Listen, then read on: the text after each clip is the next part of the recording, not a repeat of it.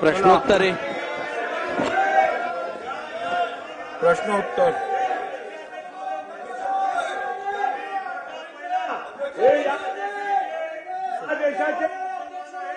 किंवा औरंगजेबाची औलाद आहे, मुघलांची औलाद आहे अध्यक्ष महोदय, हे स्पष्ट झालं पाहिजे. अध्यक्ष सावकाश सावकाश खाली बसा. आम्हाला या अध्यक्ष महोदय, या सभागृहाचे सदस्य खाली बसा. अध्यक्ष महोदय, या सभागृहाचे सदस्य जर अशा पद्धतीने या महाराष्ट्राला आणि या देश धर्माला हिणवण्याचा प्रयत्न करत असतील तर अध्यक्ष महोदय बिलकुल सहन केलं जाणार नाही. ठीक आहे, ठीक आहे, खाली बसून घ्या. हो, सगळे एकत्र बोलून कसं चालले? देतो, बसा बसा बसा बसा. थांबा जरा, बोला. अध्यक्ष महोदय. हॅलो अध्यक्ष महोदय. अध्यक्ष महोदय, या अशा औरंगजेबाची औलाद आली नाही वाटतं आज इथं. अध्यक्ष महोदय, असल्या औलादी आहे ना, अध्यक्ष महोदय, असल्या औलादी आहे ना आपल्या सभागृहात आणून ठेचल्या पाहिजेत. अध्यक्ष महोदय,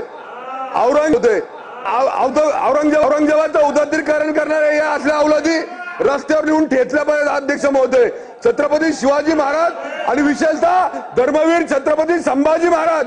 अध्यक्ष महोदय, धर्मासाठी या औरंगजेबाने भीक मागितली होती आमच्या राजाकडं, आमच्या धर्मात आहे म्हणून. पण माझा राजा धर्मासाठी मरण पत्करला पण धर्म बदलला नाही.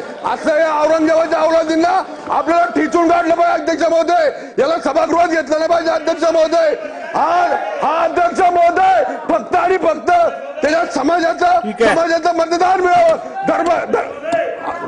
अध्यक्ष महोदय, अध्यक्ष महोदय, 2 मिनिटं. अध्यक्ष महोदय, अध्यक्ष महोदय, बॉम्ब ब्लास्ट मधल्या खटल्यामध्ये एक आरोपी होते.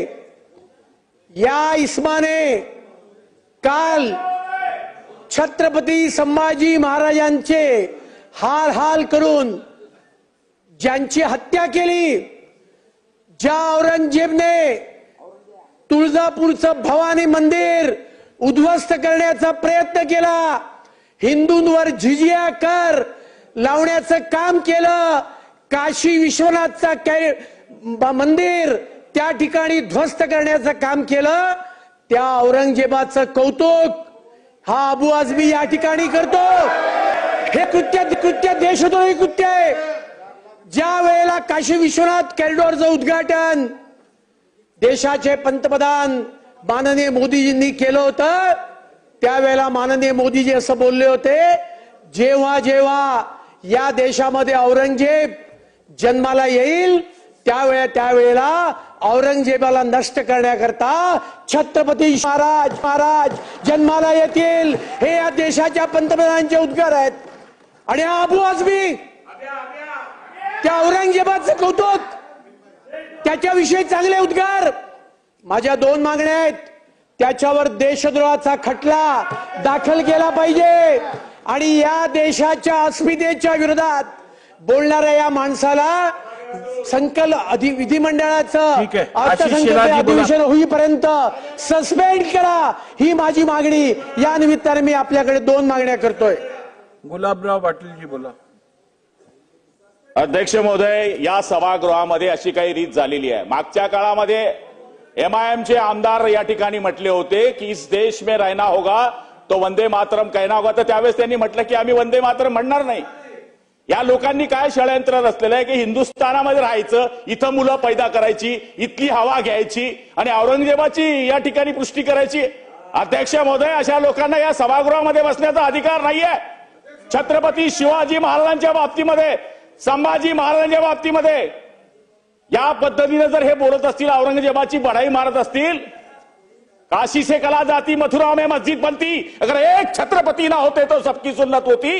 अशा छत्रपती शिवाजी महाराजांच्या बाबतीमधल्या असे जर उद्गार हे औरंगजेबाची औलाद काढत असतील तर अध्यक्ष महोदय यांच्यावर देशद्रोहाचा गुन्हा दाखल केला गेला पाहिजे. अध्यक्ष महोदय, ज्यांनी धर्मांतर करण्याकरता किती लोकांना इथं धर्मांतर केले, किती लोकांना बाटवलं, किती मंदिरं उद्ध्वस्त केली, अशा औरंगजेबाची पुष्टी या सभागृहामध्ये केली जाते. अध्यक्ष महोदय, हे सभागृह आहे, हे धार्मिक सभागृह नाहीये, हे सभागृह कायदा बनवणारं सभागृह आहे.